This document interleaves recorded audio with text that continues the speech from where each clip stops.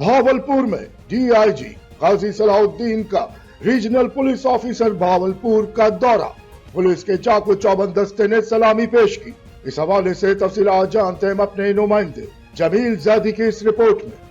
DIG Qazi Mohammad Salahuddin regional police officer Bahawalpur का दौरा भावल नगर। RPO को अब्दुल रज़ाक शहीद पुलिस लाइन में पुलिस के चाकू चौबंद दस्ते ने सलामी दी। आरपीओ ने यादगार शोधा पर फूल चढ़ाए और फातिहा खानी की। पुलिस लाइन में दफातर व अमारात का भी मुआयना किया। डिस्ट्रिक्ट पुलिस ऑफिस में पुलिस ऑफिसरान से क्राइम मीटिंग की। ऑफिसर हाफिज कामरान असगर ने आरपीओ को जराइम की सूरत हाल और पुलिस की कार्रवाइयों के हवाले से ब्रीफिंग दी।